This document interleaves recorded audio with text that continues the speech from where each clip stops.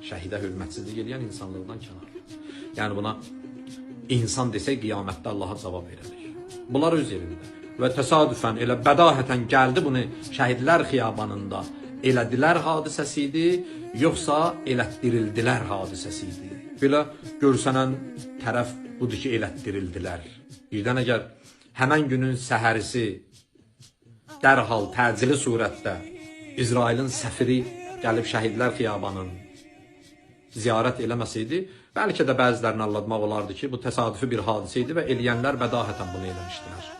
Amma onlar gəlib şəhidlər xiyabanında şəhidlərimizin məzarı üstünə gül qoymaqla təsdiqlədilər ki, burada bizim əlimiz var və bizim planımızdır.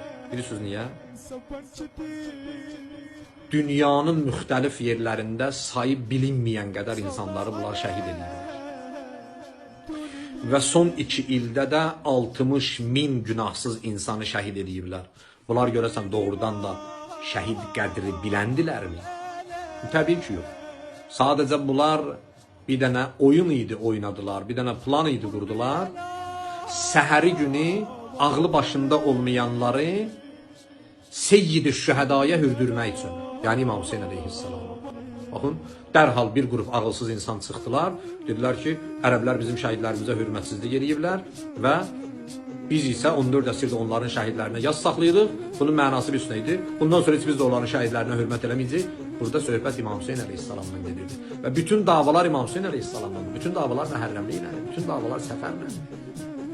Bunlar hamısı oyundular sadəcə o məhərrəmliyə dil uzatmaq üçün.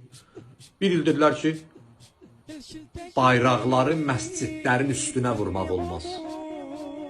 Bir il dedilər ki, evlərinizdən olmaz. Məscidlərdə olar, evlərinizdən olmaz. Şəxsi evlərdən, eyvanlardan, balkonlardan asılan bayraqları çıxartdılar. Bir il dedilər ki, uşaqları məscidə buraxmaq olmaz. Məhərrəmlikdə. Yavaş-yavaş uşaqları məsciddən çıxartdılar. Sonra bir yaş məhdudiyyəti qoydular. Gah dedilər az yaşlıları götürməyin, gah dedilər məktəbliləri götürməyin. Bu ildə yadda qalan bu oldu ki, gəldilər, dedilər ki, İmam Hüseyin əleyhissalama yas saxlamaq olmaz. Özü də lab belə qırmızı həyasızcasına formada. Dedilər ki, Aşura ki, Məhərrəm ayının 10-udur. Dedilər ki, Məhərrəm ayının 9-u Aşura keçirilməlidir və salam. Və çoxları da bunu keçirdi. Daha nə qaldı?